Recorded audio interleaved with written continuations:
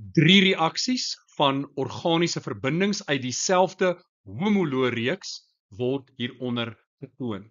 Butaan, pentaan, heksaan, so ons het alkane.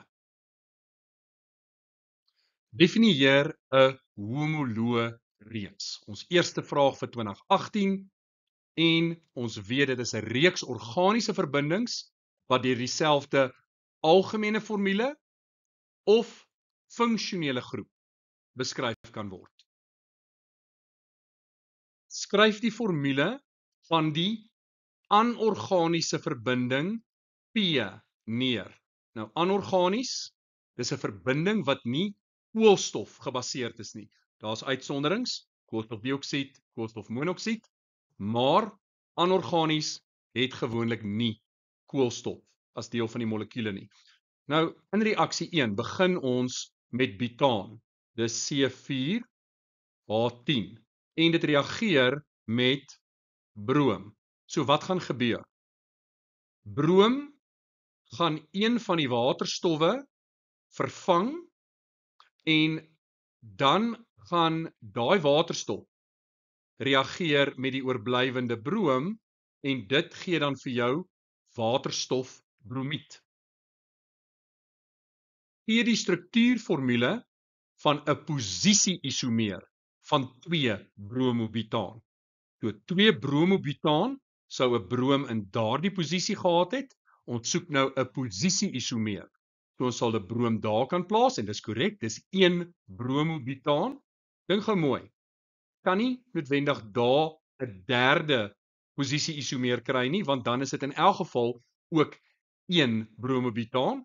Ek gaan dan net van regs na links nommer en daardie waterstof, as ek hom sou vervang, sien dit ook nie 'n posisie-isomeer gee nie, want dan is dit ook maar net weer 2 bromobutaan. Balanseerde vergelykings, baie lekker. Reaksie 2, pentaan. C5H12 plus oormaat suurstof. En dit gee vir ons koolstofdioksied plus water. Ontbrandingsreaksie van 'n alkaan gee vir my koolstofdioksied en water. Ek het 5 koolstof aan die linkerkant, 5 koolstof aan die regterkant. 12 waterstof aan die linkerkant.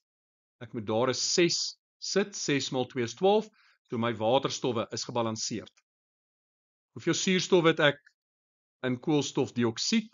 Daai sal wees 5 maal 2, dis 10, en daar het ek 6.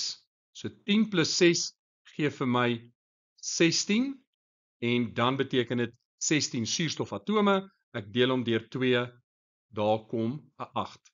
So C5H12 plus 8 mol suurstof gee vir my 5 mol koolstofdioksied plus 6 mol water. Definieer 'n krakingsreaksie. Nou, dit is 'n chemiese proses waarin lang koolwaterstowwe afgebreek word in korter molekules.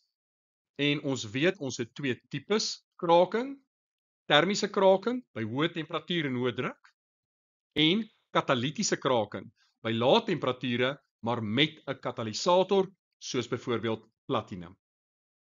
En gevolglik het ons dan reaksie 3 as 'n krakingsreaksie. Heksaan C6H14. My eerste produk wat vorm is eteen, 'n alkeen. C6 minus C2 gee vir my C4. H14 minus H4 gee vir my H10. En dit is butaan. So, ons het 2 produkte, eteen en butaan, 'n alkeen en 'n alkaan, want dit is jou produkte wat vorm tydens kraking, of 'n alkaan en alkene, of 'n alkeen en waterstof. En die struktuurformule, voor ek vergeet, van butaan lyk so. As ons kyk na hierdie vloeidiagram en ons sien 2 bromobutaan ondergaan hidrolise, dan weet ons die 2 bromobutaan beteken jy het 'n metaanmolekuule en op die tweede koolstof is daar 'n broomatoom. En tydens hidroliese gaan daai broomatoom vervang word met 'n hidroksielgroep. En dis presies wat jy het.